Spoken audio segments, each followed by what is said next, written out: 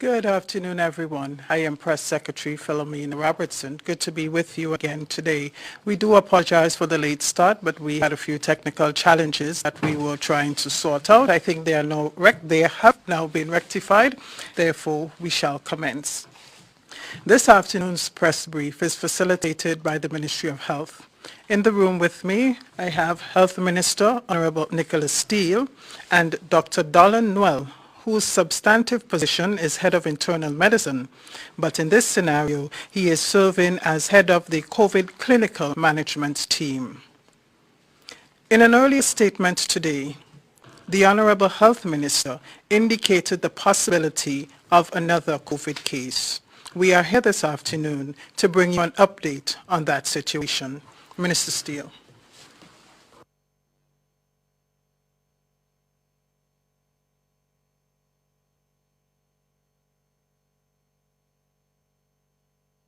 All.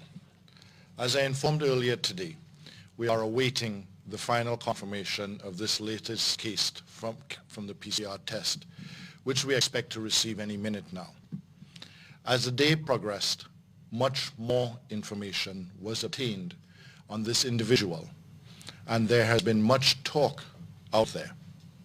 But as always, we come to you with what we know. On April 19th, a 45-year-old male was admitted to the hospital exhibiting symptoms consistent with COVID-19. A rapid test was conducted which showed him to be negative. An X-ray was also conducted, followed by an IgG-IgM test and a subsequent rapid test, which all returned results positive with the presence of COVID-19. He is now isolated in the COVID-19 section of the hospital and is being treated for symptoms. On 2 occasions during the last week, the individual presented to the health practitioners with breathing symptoms that he reported were developed after inhaling chemicals in his line of work. He was subsequently treated and released. Until now, all confirmed cases of COVID-19 in Grenada have been imported or import-related. This current individual in question has no travel history, and currently officials are yet to determine whether he has been in contact with any of the previously confirmed cases. Health officials have been in discussions with the employer of the individual, and employees have been asked to self-isolate. All of the employees and everyone known to be in contact with this individual will be tested, consistent with the established health protocols. The investigation is still in its very early stage, but we must prepare ourselves for the possibility of a community spread of COVID-19 in Grenada. Fellow citizens, this battle against COVID-19 can be won, but only if we each do our part to protect each other. We cannot afford to be selfish in our activities, engagement and practices, because every move we make potentially impacts our entire society. Our grandparents and those with pre-existing symptoms are depending on us to stay alive and healthy. Our children are looking to us to protect them. Our country is counting on us to band together to get out of this latest health and economic crisis and to get back on our feet. We must answer the call. Thank you. Thank you very much, Minister Steele. We will now take questions from members of the media. In addition to Minister Steele being here, as mentioned previously, we also have Dr. Dolland Noel, who is head of the COVID Clinical Management Team at the General Hospital. Do we have any questions yet? Mikey, you may proceed. Mikey Hutchinson, go ahead with your question.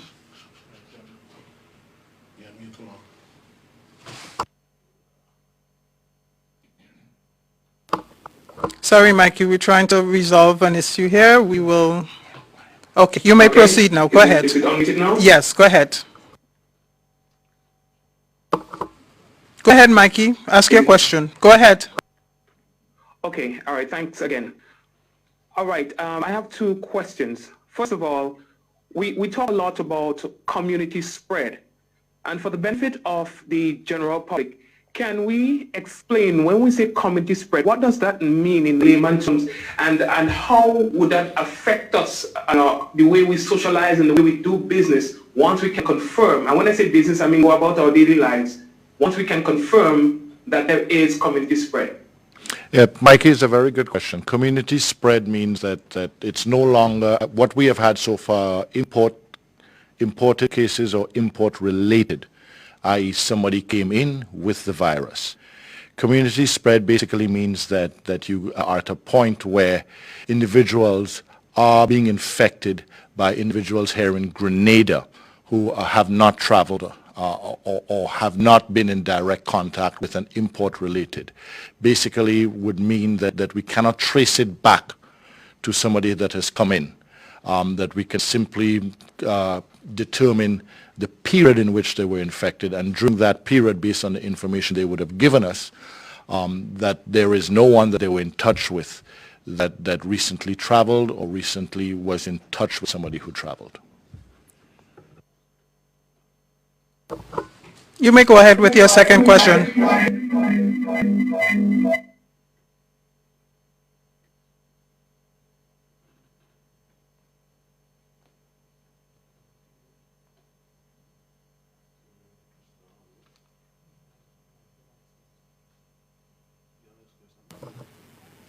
Okay, while we await the resolution of the technical... Yes, Mikey, yes. You may go ahead.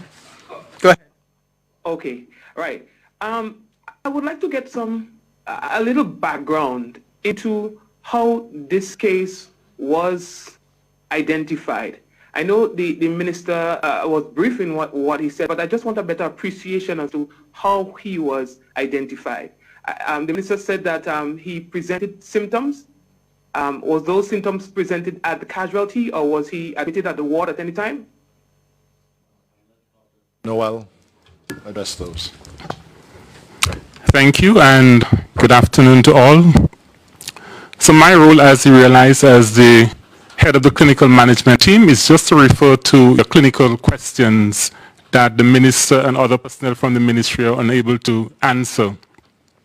Now, this gentleman initially presented to the emergency room after he had a little difficulty breathing, a little discomfort, following exposure to chemicals that he was using for his routine work. So he was subsequently treated. He later had some progression of his symptoms for which he presented to the emergency room, and evaluation was done, the appropriate radiographs was taken, and a rapid testing was done to screen the patient for COVID-19. That initial test was negative. Remembering that a patient presenting with respiratory symptoms can be from many different etiology, of which one of them can be COVID-19. So that's the reason why everyone entering the emergency room have to go through a screening process to determine the risk factor for COVID-19 respiratory infection. So following the screen and a negative test, he was admitted to the ward, but the test was repeated, came back positive, and the patient was quickly transferred to the isolation unit where we do manage the COVID-19 patients with severe acute respiratory infection.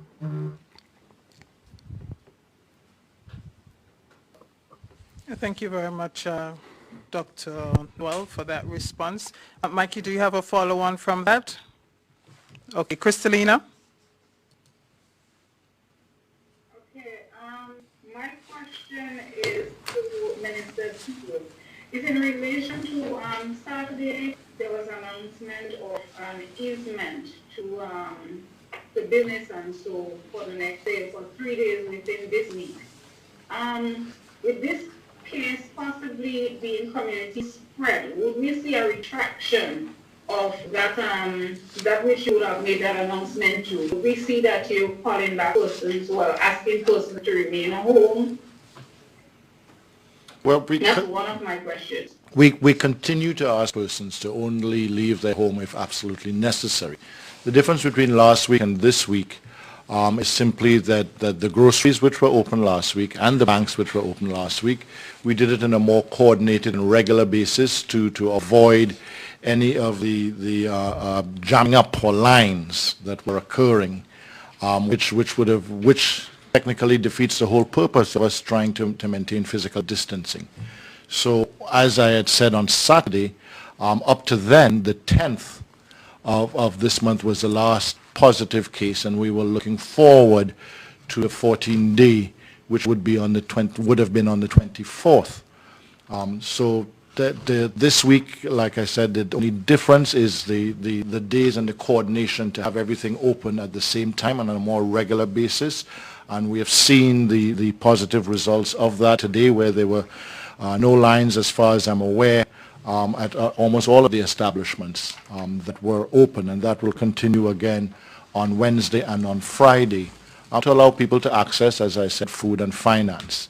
This result now does give us a setback if within the next couple of minutes, or at least by 5:30, the results that we get, if those PCR results come back positive, then technically, based on the science, the clock starts again for another 14 days, which would be another 14 days before we can look at any further easement. But the control, the curfew, the request to stay in shelter and only leave your house if it is absolutely necessary for food or finance. Kristalina, do you have another question? Yes, I do. Is there any possibility of a release of the name of the company where that individual would have worked? No, at the moment, no, it is not beneficial to do that. The company, the employer, has been contacted, and the employees have been contacted for the purpose of contact tracing. What we have found, not just in Grenada but elsewhere, that sometimes there's a stigma or so attached. And I've seen other companies who seem to have been accused making press releases, which we welcome, to say that it is not their company that the individual worked with. But at this point in time, no, there isn't a benefit in releasing that. Although I have seen on social media various names being circulated also. From the ministry standpoint, we do not see the need to give that name out.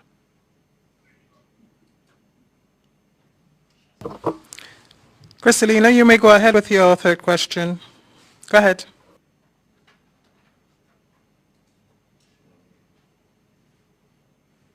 Out of an abundance of caution, was there any requirement from persons who that individual may have likely come in contact with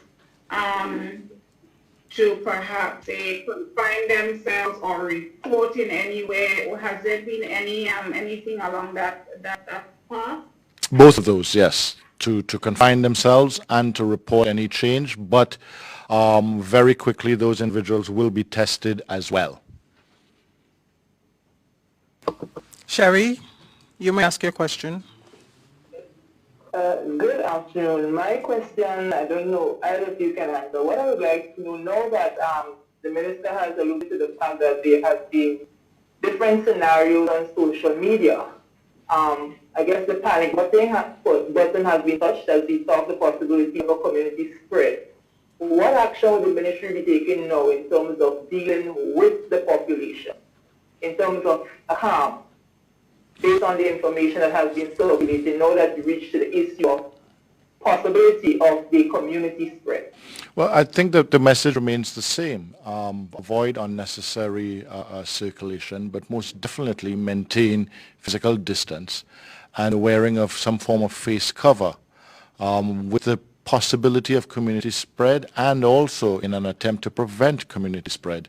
It is essential to wear the appropriate face cover, and also, more importantly, maintain social distancing. If this is done with the discipline, then we would significantly reduce, if not remove completely, the possibility of community spread or further community spread, if indeed this is the first instance of that. Go ahead with your second question, Sherry. And just for the benefit of the general public, in terms of reiterating the Ministry of Health position at this time in terms of handling the possibility of the spread. Should there be community spread, and we would be making certain decisions based on locations, and yes, there could be a possibility of restrictions, but most definitely there would be increased testing and increased enforcement, zero tolerance literally of the wearing of face cover and of social distancing. I think many of us, many of you out there can see that this is no different to what is being said in many of the other countries where they are successful in reducing or stopping community spread or minimizing or lowering the curve, as we say. It is most definitely through social distancing and the wearing of face cover, as well as increased testing.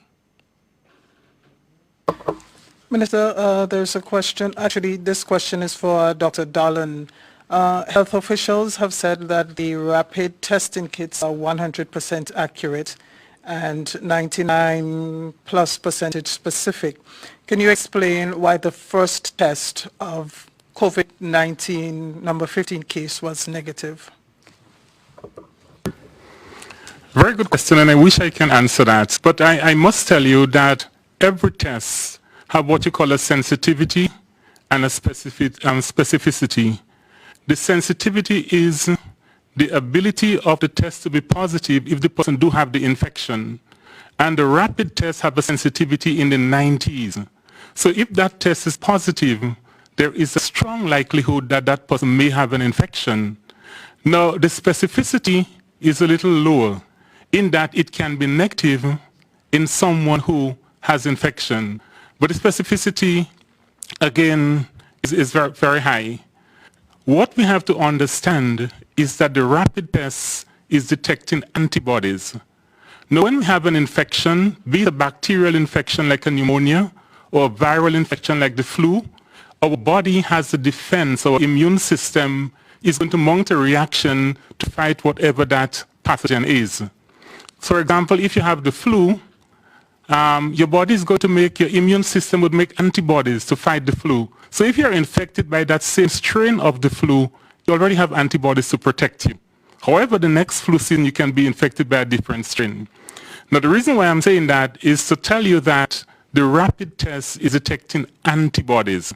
And there are two kinds of antibodies that you make in response to an infection. If you have an acute, severe acute respiratory infection secondary to COVID-19, your body is going to make IgM antibodies, which is the antibodies to help you fight the acute phase.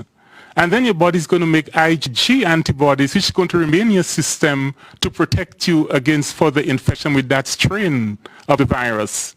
Now, you won't make antibodies on day 1 or day 2 or day 3. Usually, you have sufficient antibodies level for detection by the rapid test around day 6 or 7. Now, bearing in mind I said that the test is highly sensitive. It has the ability to detect infection if one is present, like in the case of our gentleman. It could be that one of the kits may have been faulty, but the people who did that test have done many of that tests. Because since the test was introduced into the community, the wards and the emergency room, Princess Alice, Princess Royal, we screen everybody who come in with symptoms, influenza-like illness, meaning a fever or a cough, and onset within 10 days, or acute respiratory symptoms, or even gastrointestinal symptoms. So they're very experienced doing those rapid tests. So it must have been possibly a faulty kit, and there is always errors. And I doubt this one is human error, as those people have been doing that on a daily basis.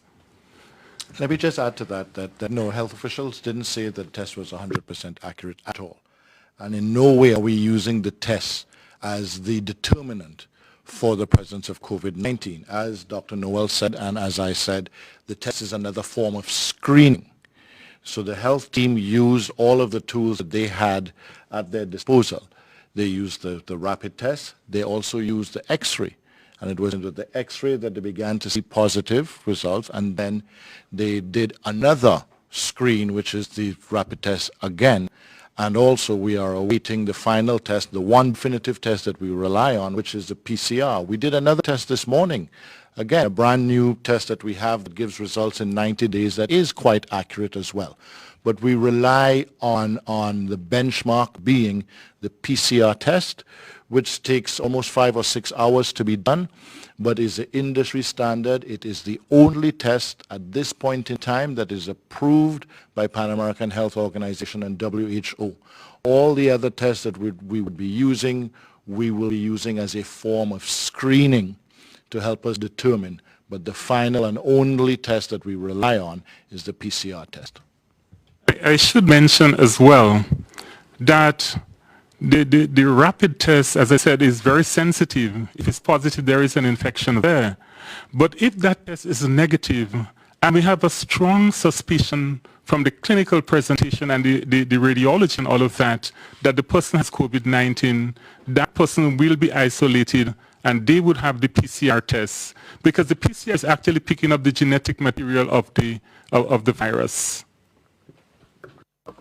Thank you very much for that comprehensive response to the question from Callisto Faria. Minister Steele, there's a question here from Linda Straker. How many persons are currently in quarantine or isolation because of our latest COVID case? Well, in terms of isolation,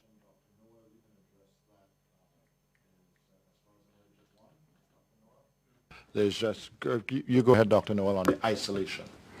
In terms of our isolation unit, and our isolation unit is for the clinical management of the patient who have severe acute respiratory infection secondary to COVID-19 infection.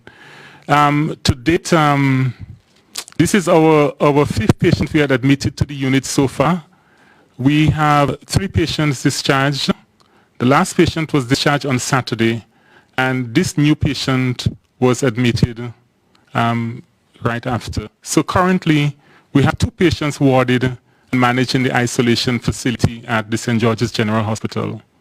And in terms of those that are in quarantine, as of 3:30, when I spoke to the team, they had somewhere between 55 and 70 individuals that had been contacted and told to quarantine themselves and await further instructions from the ministry with respect to them possibly being tested as early as tomorrow, depending on when they interacted with the individual, and further later days, and also to observe whether they develop any symptoms or not. That number quite likely would increase as time goes on. Thank you, Minister. Any further questions from the journalists? Okay, Christelina, I see your hand. Go ahead. Okay. I have 2 questions at least. I don't know if the minister perhaps have answered one of them before, but the first question is pertaining to the individual for whom we await the results. He has been in connection with a cargo vessel. Can you confirm? The individual did work on a vessel, yes, or assist in the offloading of a vessel. The crew of the vessel are also going to be tested, and all those related or who interacted with, yes.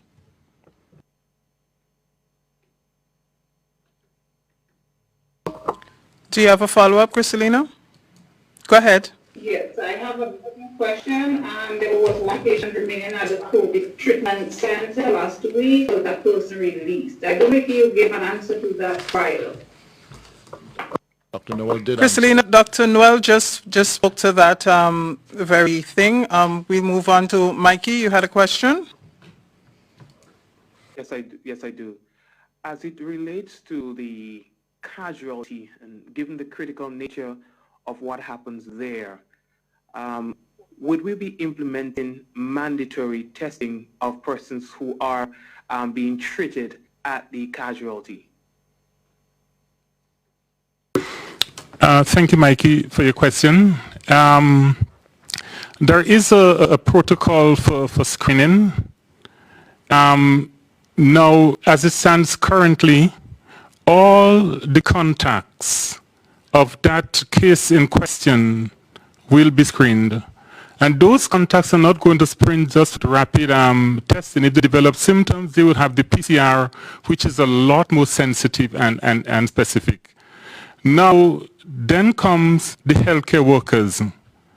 All the healthcare workers will be screened. Those on the clinical management team, those in the emergency department, they would all receive screening at some point in time. Go ahead, Kristalina. Okay, one last question though. For the persons in quarantine, has there been any security provided for them? For their own protection or to make sure that they stay in quarantine. They are being communicated to on a regular basis to ensure that they are maintaining their quarantine. I would say what we have found is most of them are very much willing to maintain that level of due diligence and discipline. And we interact with them to make sure that they have absolutely no reason to leave their place of abode.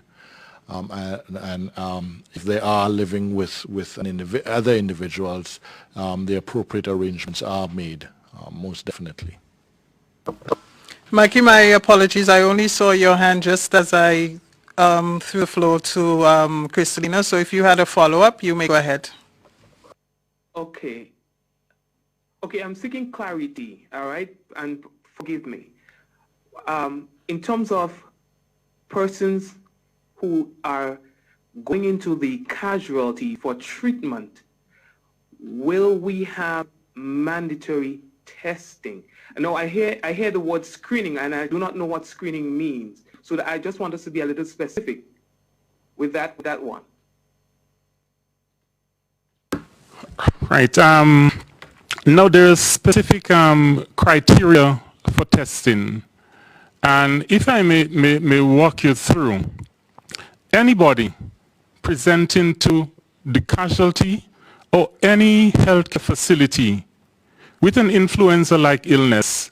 An influenza-like illness means a fever greater than 38, onset within the last 10 days or so, or cough, will receive testing. Anyone presenting to the emergency room or any healthcare facility with a severe acute respiratory infection will receive testing. Anyone presenting to the healthcare facility with even a gastrointestinal illness will receive testing.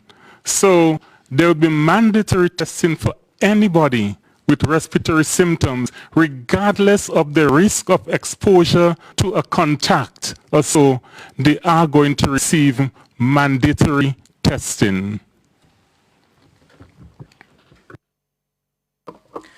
Dr. Noel, there's another question here from Callistra. Can you explain the drug management protocol for treatment?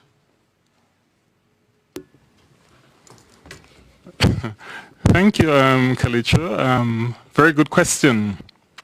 Now, if you look at all the protocols like the World Health Organization, the Centers for Disease Control, the European Center for Disease Control, they will all tell you that there is no approved or recommended drug regimen for treatment of COVID-19.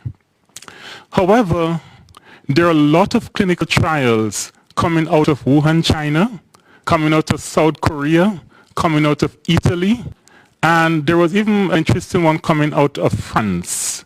And many institutions and organizations have used those preliminary results to adjust and influence the treatment protocol.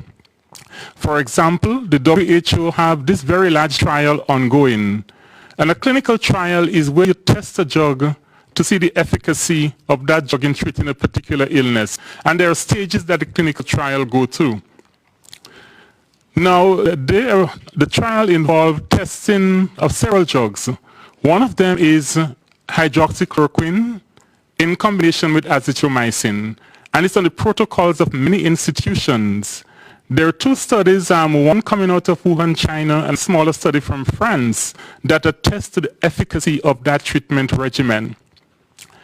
In China, for example, a combination of lopinavir, ritonavir, which is Kaletra, has been tried.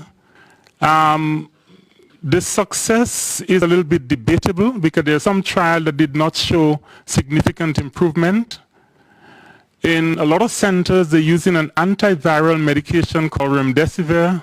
And remdesivir is still in clinical trial, and it is showing some good results so far. So the World Health Organization, huge trial that is spread across internationally in many different countries, the Solidarity Trial, is testing all of those drugs. The hydroxychloroquine, azithromycin, the Kaletra, the remdesivir, and also interferon alpha with the Kaletra as well. So this is an ongoing study.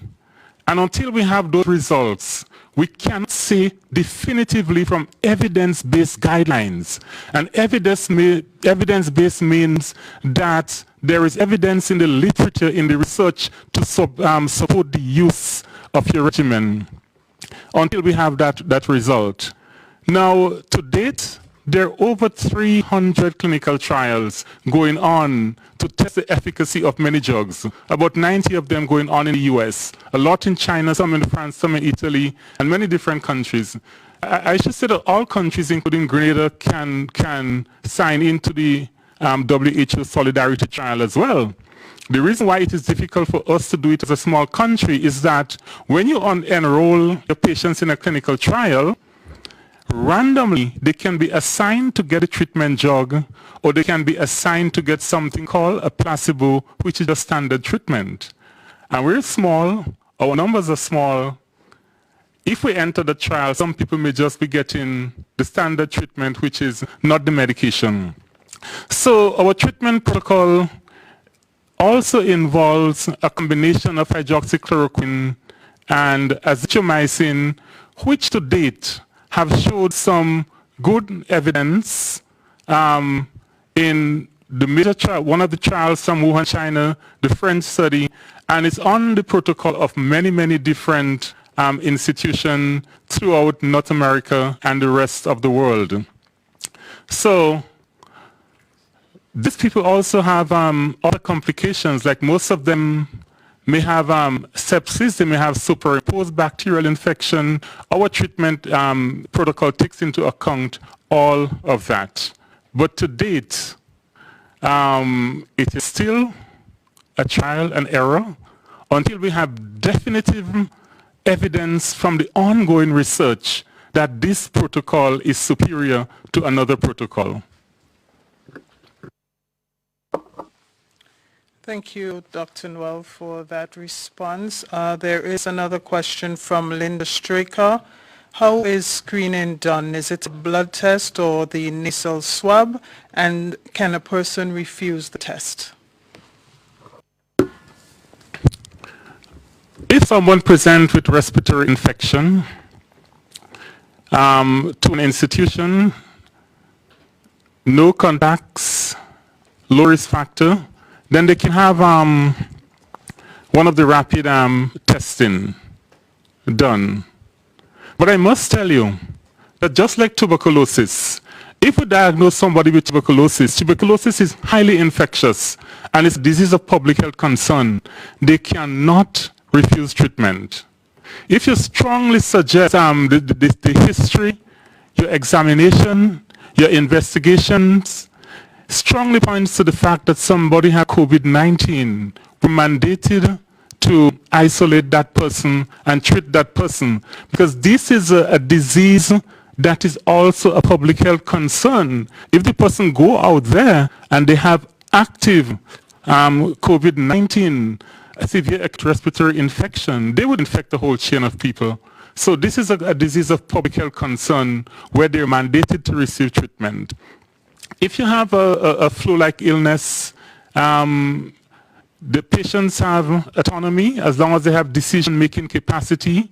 You explain for them the benefits of doing the tests, you explain the risk of doing the tests, and as it is in medicine, they can refuse. But when it is a disease of public health concern, you can mandate somebody to receive the test.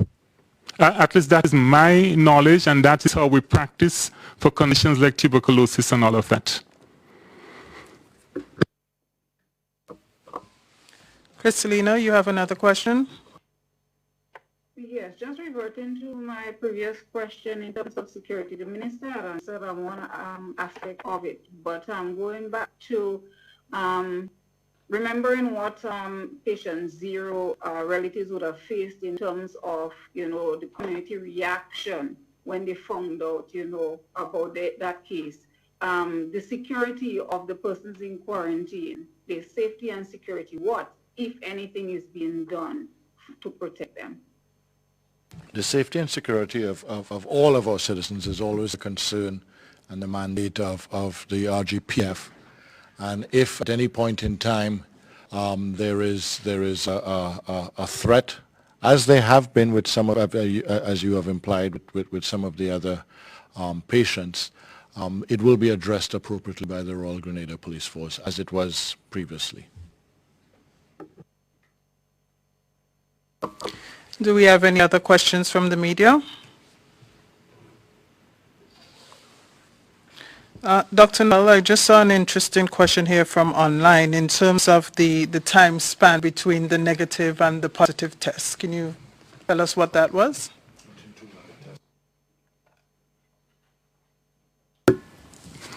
It could have been maybe about less than 90 minutes. Yeah, less than 90 minutes.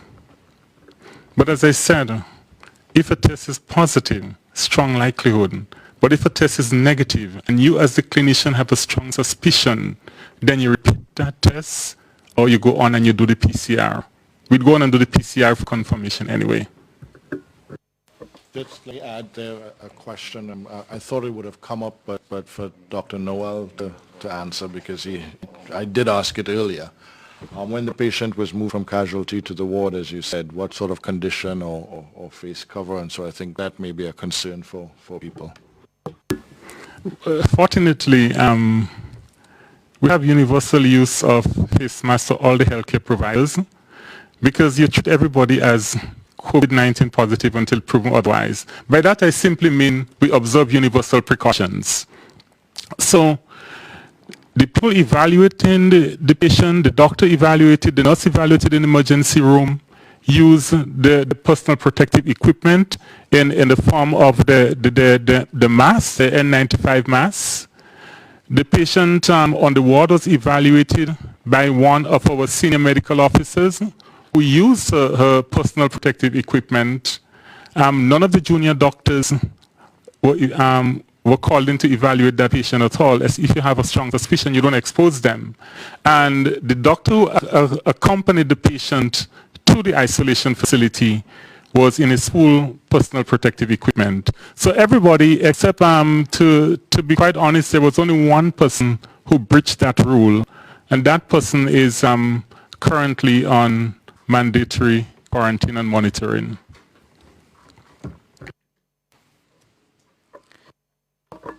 There's a question here from Kenroy Batiste. Pardon me, I didn't have the opportunity to read it before. But he says, I note that you said contact tracing is on the way to determine whether the latest individual interacted with any of the persons who were previously confirmed with COVID-19. Did the latest individual show up at the hospital alone, or was he accompanied by another individual? And if so, has that other individual also been tested? Well, contact tracing, I'm the clinical man. The contact tracing is not within my realm. The contact tracing is done from the surveillance department and the community health department. And I must say that they have been doing an excellent job since the onset of COVID-19. But what I can say as a clinician, I myself, with a member of my team, got the information from the gentleman as to who he came into contact with, and that information was immediately filtered to the surveillance department of the Ministry of Health. No, the individual did not come to the emergency room on his own. The individual was driven to the emergency room, and the individual voluntarily provided the name of the person, and he cooperated very well with the healthcare providers in providing information of all who he has been in contact with. Thank you, Dr. Noel. Any closing comments from the gentleman? Dr. Noel, maybe we can start with you and then wrap up with the minister. My closing comment, again, I'm here as a clinician and I talk as a clinician. I just want to appeal to the Grenadian public, and you've been hearing that from the Minister of Health to the Prime Minister to everybody in the media, that they should not let the guard down, they should not become complacent, but they should maintain the safe distancing, and they should always wear a face mask in public, be it their own homemade face mask, but wear a face mask in public. I want to urge the elderly people, because as we have seen in Grenada here, it's mostly the elderly people who became severely ill and had to be admitted to the isolation facility. I want to urge the elderly people who have other chronic disease like diabetes, hypertension, chronic obstructive lung disease, asthma, sickle cell disease, please take your medication during this era, because having one of those conditions for some reason is going to worsen your clinical course if you do become infected with COVID-19. So please listen to the authorities. I think the RGPF have some very good structures in place. Listen to the maintain your safe distancing. Don't be too hungry for a social gathering. Sometimes the sacrifice is worth the end. We do not want a whole catastrophic event in Grenada. So let's all be safe. Elderly people and people with chronic disease, take your medication, listen to the authorities, maintain safe distancing, wear your face mask in public. Remember to wash your hands and sanitize as frequently as possible. If you go to the supermarket, sanitize. You use the trolley, sanitize. Please, let's try our best to help the country and to improve the health of the nation. Thank you. In closing, I want to say that today we are awaiting 18 tests. The soonest that those tests will come back would be somewhere about 6 p.m. As soon as we do have results, we will make an announcement on social media. Because I know, I'm sure the nation, like myself, we're waiting on one of those test results to see what it is, but there are 17 others that are pending for today that we'll all receive at the same time. So we are proceeding. We will give you the information as soon as we get it. Apart from that, I want to end like I have ended on most days, simply to thank the team. Fortunately, today I have Dr. Dolland Noel here in person, so I can thank him in front of the nation again for the wonderful job that he has been doing there in managing the team, as well as ensuring the safety as best as possible of all who come under his control, whether patient or his staff or his team members. Also, there are other unsung heroes that are always out there, and every day we take a time to mention them. As always, the rest of the health team island-wide, the RGPF as always, but today as well the solid waste management team that are going about their duties, and our prison officers as well, that are making sure that task is maintained, and they are in a risky position as well there.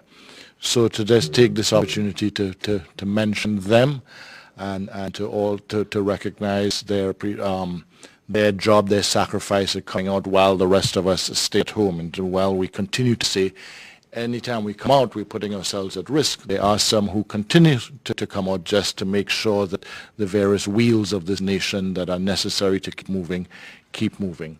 And also, most definitely, the retail staff at our groceries, shops and supermarkets that have been putting themselves at risk to maintain the order where there were lines, but also to make sure that we get access to our food supplies. I want to thank them all of the companies, all of the individuals, all of the sole traders, small shop owners, and all of those who are delivering behind the scenes to keep this part. And also this week too, we have our bank employees that have come out as well, again putting themselves at risk, but to make sure that those necessary wheels of the nation keep turning.